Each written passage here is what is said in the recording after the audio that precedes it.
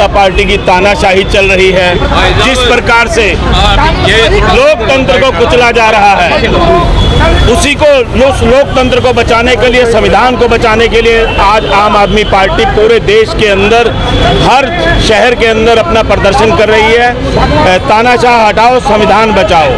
और देखिए, पाप का घड़ा भर चुका है। आप देख रहे हैं आज भारतीय जनता पार्टी का कोई भी उम्मीदवार अगर अपने लोकसभा क्षेत्र के अंदर जाता है तो किस प्रकार से गांव वाले उनका स्वागत कर रहे हैं। तो देखिए, जब तक आम आदमी पार्टी का एक एक कार्यकर्ता जिंदा है, क्रांतिकारी कार्यकर्ता, संविधान पर आंच नहीं आने देंगे, संविधान को बचाएंगे। उसके लिए चाहे हमें कितनी बड़ी कुर्बानी क्यों ना देनी पड़े। एक तरफ आप कह रहे हैं कि ग्रामीण में बीजेपी नेताओं का विरोध हो रहा है, लेकिन अशोक तंवर ने बयान दिया कि हमारी ये IT सेल जो इनका आम आदमी पार्टी का IT सेल है। अशोक तंवर जी किस प्रकार से गिड़गिड़ा रहे हैं, अगर वो झूठ है तो निर्वाचन आयोग में अपनी शिकायत दे सकते हैं। वो दी है उन्होंने। हाँ, तो निर्वाचन आयोग अपनी कार्रवाई करेगा।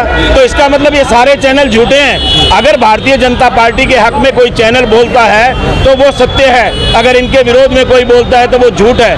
तो कोई बात नहीं, कानून अपना काम करेगा, सभी लोग अपना काम कर रहे हैं। कल आपके दिल्ली के कोई कितना बड़ा मुजरिम हो, अरविंद केजरीवाल तो एक 3 बार के चुने हुए मुख्यमंत्री हैं। दिल्ली सरकार के 2 करोड़ लोगों ने उनको 3 बार चुना है।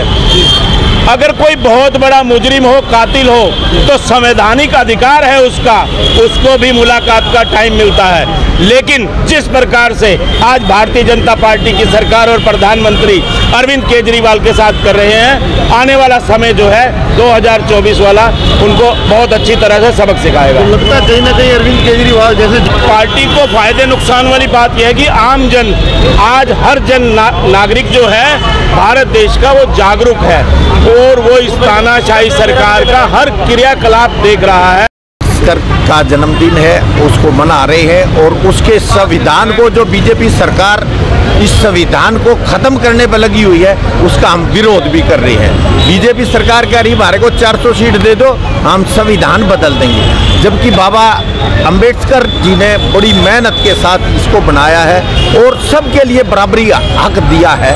तो इसके उपलक्ष्य में आज हम इसका जन्मदिन भी मना रहे हैं और विरोध भी कर रहे हैं कि ये तानाशाही सरकार को हटाओ, जो ये 400 पार कर रहे, ये 40 तक भी पार नहीं होंगे।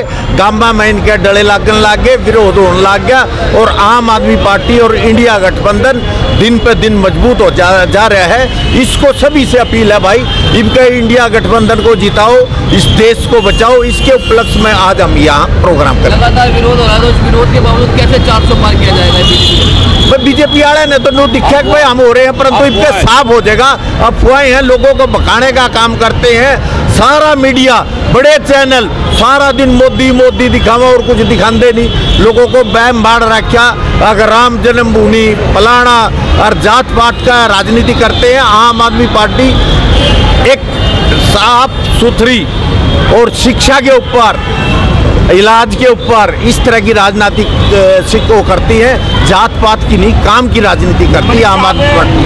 तो किसान मान ही नहीं रहे हो। किसान क्या, वो लोग हमेशा उग्रवादी बता रहे थे। ये बीजेपी सरकार ने तो किसानों को उग्रवादी और क्या क्या कहा है, वो सारा देखा। 700 किसान, 750 किसान शहीद भी हुए हैं और किसानों के लिए रास्ता रोका हुआ है। अगर आम आदमी रोक देता है तो उसके ऊपर केस हो जाता है, परंतु ये रास्ता रोके हुए हैं, कील गाड़े हुए हैं, ये पूरी जबरदस्ती कर रहे हैं। और ये इन्होंने स्वाद का, इसका राज का स्वाद का आ गया है, ये नंगड़ आदमी थे।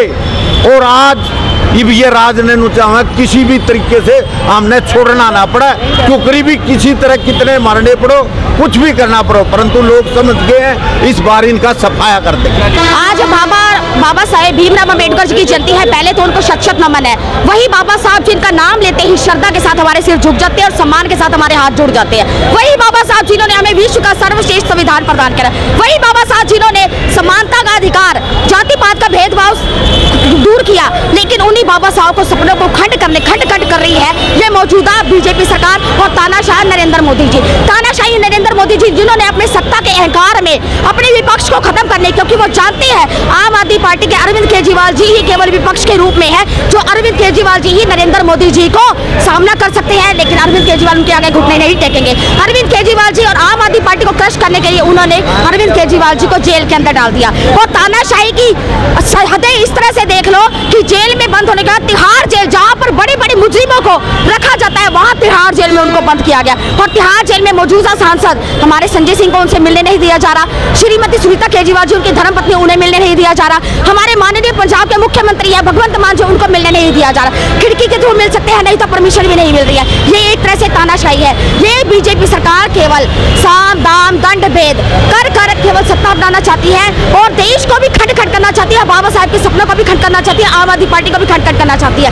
इसी के विरोध में आम आदमी पार्टी ने अभियान चलाया है, संविधान बचाओ तानाशाही हटाओ। इसी तानाशाही को हटाने के लिए हमने अभियान शुरू किया है और आखिरी सांस तक हमारे नेता अरविंद केजरीवाल जी और हमारा एक एक कार्यकर्ता हम लड़ते रहेंगे, तानाशाही को हटाने के लिए प्रयास करते रहेंगे, लोकतंत्र को बचाने के लिए हमारा जो है नेताओं का विरोध किया जा रहा है, 400 पार बना रही है, ऐसे किस प्रकार से? ये 400 पार का नारा दे रहे हैं षड्यंत्र के दम पर, क्योंकि इनको जनता के वोटों से कोई भी लाभ नहीं है, ना इन्हें जनता के वोटों की जरूरत है, क्योंकि ये षड्यंत्र रचते हैं। इसका एक ताजा उदाहरण मैं आपको देती हूँ। पीछे आपने देखा होगा चंडीगढ़ मेयर चुनाव, किस तरह से इन्होंने धांधली करी, वोटों की चोरी करी।